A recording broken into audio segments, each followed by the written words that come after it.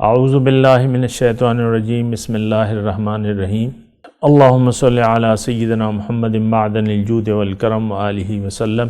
سامعین و ناظرین کرام، السلام علیکم ورحمۃ اللہ وبرکاتہ۔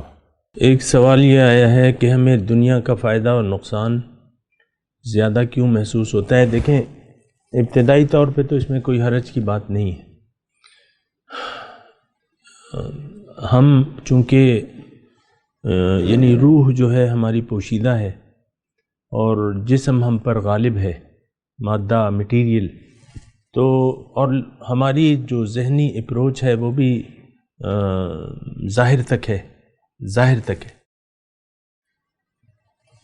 تو ابتدائی طور پہ ایسا ہونا جو ہے یہ کوئی اس میں کوئی حرج کی بات نہیں ہے۔ ابتدائی طور پہ انسان ابتدائی طور پہ تاریکی میں ہوتا ہے اور تو تاریکیاں، انسان پیدا ہی تاریکی میں ہوا ہے، اس کے لیے تو نور آیا ہے، وہ قرآن ہے اور وہ اللہ کے نبی ہیں اور روشنی اللہ تعالیٰ نے دی ہے اسے۔ اب اس اندھیروں کو، سوال یہ ہے کہ ان اندھیروں کو ختم کرنے کے لیے کیا کرنا چاہیے؟ یہ کیسے ختم ہوں گے اندھیرے؟ جب اندھیرا ختم ہو جائے تو ہر چیز کی حقیقت جو ہے وہ واضح ہو جاتی ہے۔ یہ ظاہر کو اگر ہم محسوس کر رہے ہیں، اس کا مطلب یہ ہے کہ ہم ظاہر کے اندھیروں میں ہیں، اور لیکن یہ اندھیرے ختم ہونے چاہیے، ہمیں حقیقت شناس ہونا چاہیے۔ اللہ کے رسول ایک دعا فرماتے تھے کہ اے اللہ تعالیٰ، مجھے جو اشیاء ہیں ان کو ایسا دکھا جیسا کہ وہ ہیں۔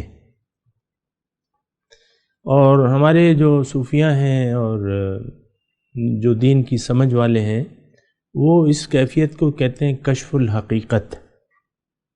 حقیقت آپ پہ منکشف ہو جائے۔ اور یہ دیکھیں، یہ درجہ آپ دنیا میں بھی حاصل کر سکتے ہیں، اور یہ تو یعنی قانون ہے، اس کا ایک لگا بندہ طریقہ کار ہے۔ وہ یہ ہے کہ آپ دل کو نورانی بنا لیں، تو پھر جو ہے ہر چیز کی حقیقت جو ہے آپ کے سامنے ہوگی۔ دل کو اگر دل میں وہ نور آ جائے، وہ نور آپ حاصل کر لیں، اور یہ اللہ تعالیٰ نے اس کا ایک طریقہ کار مقرر کیا ہے۔ تو جو طالب ہیں، چاہتے ہیں کہ ہمیں نور ہم حاصل کر لیں، تو پھر اس کا طریقہ کار ہے۔ ایک تو یہ ہے کہ ابتدائی طور پہ آپ کو یقین کرنا ہوگا، ایمان بالغیب۔ ایمان بالغیب کا مطلب یہ ہے کہ جو چیزیں آپ کو معلوم نہیں ہیں اس پر آپ یقین اس لیے رکھیں کہ وہ اللہ نے اور اس کے نبی نے ہمیں بتائی، کیونکہ اللہ قرآن کے بارے میں کوئی ڈاؤٹ نہیں ہے عام طور پہ کہ یہ اللہ کا کلام ہے۔ پھر نبی کے بارے میں بھی کوئی ڈاؤٹ نہیں ہے، دلائل موجود ہیں۔ اب یہ دو چیزیں جو ہیں آپ کو نور کی طرف رہنمائی کرتی ہیں اور رہنمائی کرنے والی ہیں۔ تو ایک تو آپ کو یقین کر لیں، اور یہ یقین جو ہم کریں گے تو یہ یعنی ہمارا عقلی قدم ہوگا، عقل، کیونکہ ایک چیز، ایک یقین والا شخص آپ کو کوئی بات کہے تو عام طور پہ آپ یقین کر لیتے ہیں۔ دنیا میں بھی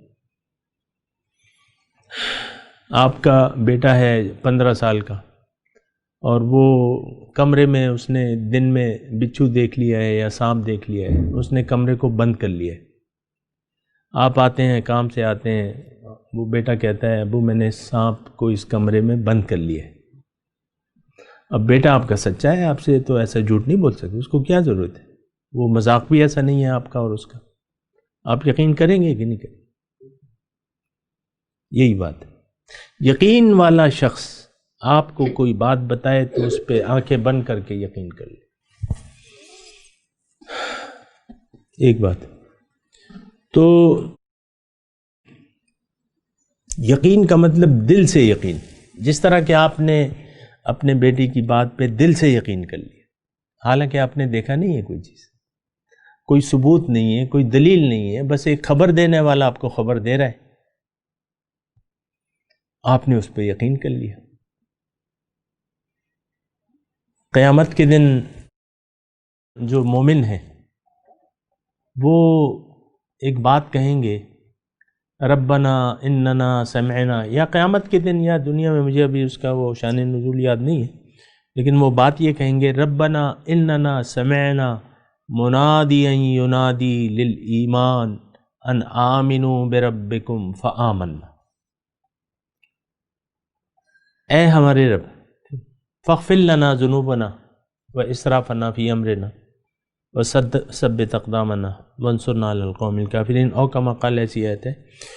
تو مومن یہ بات کہتے ہیں کہ ہم نے سنا ایک منادی کرنے والی کی ندا کو، وہ آواز لگا رہا تھا کہ اپنے رب پہ یقین کر لو،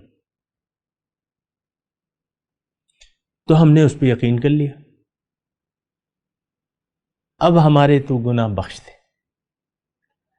اور جو زیادتی کاموں میں ہوئی ہے وہ بھی بخش دے اور ہماری مدد فرما۔ تو دیکھیں، پہلا یقین جو ہے آپ کر لیں، آنکھیں بند کر کے کر لیں۔ اگر ایک صاحب یقین شخص آپ کو کوئی بات کہتا ہے،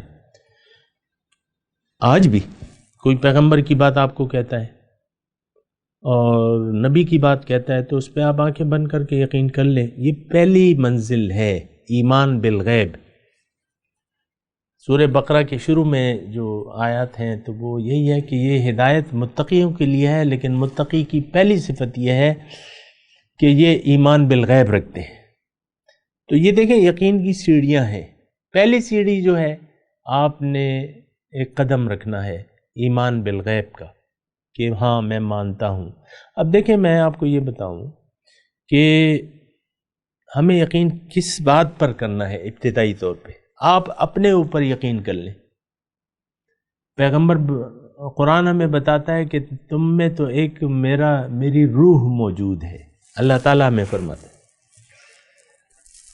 ہمارا تو یہ یقین نہیں ہے، اللہ کی روح سے تو ہم غافل ہیں، اس کا کوئی خیال ہی نہیں ہے، روح تو موجود ہے۔ حدیث میں آتا ہے کہ 4 مہینے جب بچہ بن جاتا ہے ماں کے پیٹ میں، تب وہ روح ڈالی جاتی ہے، ورنہ روح تو پانی کے اس نطفے میں بھی موجود ہوتی ہے۔ 2 روحیں ہیں نا، حیوانی اور روح۔ تو اب یہ روح ربانی ہے، اب اس سے آپ نے غافل نہیں ہونا۔ جیسا کہ آپ کے کسی کی جیب میں ایک ڈائمنڈ ہو جس کا سائز جو ہے وہ کرکٹ کی بال کے برابر ہو، تو میرے خیال سے لاکھوں ڈالر ہے کرکٹ کی بال، ڈائمنڈ تو چھوٹے چھوٹے، کرکٹ کی بال۔ تو آپ اگر کسی کی جیب میں ایسا ہے، کوئی ڈائمنڈ ہے، اس کا سائز اتنا ہے اور وہ اس کی قدر و قیمت سے بھی آگاہ ہے، آپ مجھے یہ بتائیں کہ کسی وقت وہ اس ڈائمنڈ کو بھلا دے گا؟ کسی بھی وقت وہ سو رہا ہے، جاگ رہا ہے، ظاہر ہے بڑے احتیاط سے سوئے گا، وہ پھر چوروں کا خیال رکھے گا، کیونکہ یہاں تو 2 پیسے کے لیے لوگوں کو قتل کر دیا جاتا ہے۔ یہ ابھی چلغوزے مہنگے ہو گئے، اس کی فصل تھی، ابھی پچھلے دنوں اطلاع آئی تھی، کروڑوں روپے کے چلغوزے جو ہیں ایک جگہ تیار ہو رہے تھے، چور آ گئے لے گئے اس کو، کروڑوں روپے کے، 5-6 ہزار روپے کلو ہے نا۔ تو قیمتی چیز کی حفاظت ہوتی ہے۔ تو آپ نے پہلا جو ہے یقین کرنا ہے کہ ہاں میں تو کچھ اور چیز ہوں، حقیقت ہماری تو وہ ہے۔ چبی دانی کے ذلے کیستی، فارغر گر مردی ہو کر زیستی۔ ہمارے شیخ ایک شعر فرماتے تھے کہ اگر تمہیں پتہ لگ جائے کہ تم کس کا عکس ہو، تو تم اس بات سے بے فکر ہو جاؤ گے زندہ ہو یا مردہ ہو۔ فارغر گر مردی ہو گر زیستی۔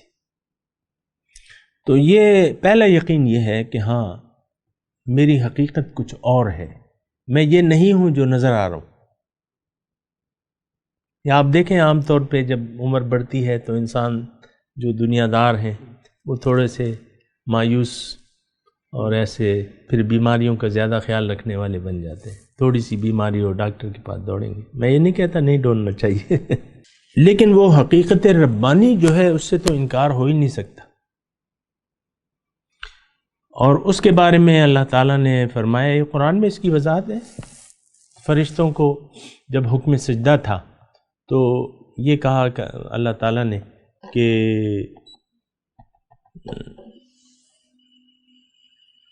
فَإِذَا سَوَّيْتُهُ وَنَفَخْتُ فِيهِ مِن رُوحِي فَقَعُوا لَهُ سَاجِدِينَ. جب انسان کے ظاہر قالب کو اللہ تعالیٰ بنا رہا تھا. یہ باتیں کرتے ہیں اگلی نشست میں انشاءاللہ. وآخر دعوانا ان الحمدللہ رب العالمین. مولایا صلی وسلم دائما ابدا على حبیبک خیر الخلق كلهم.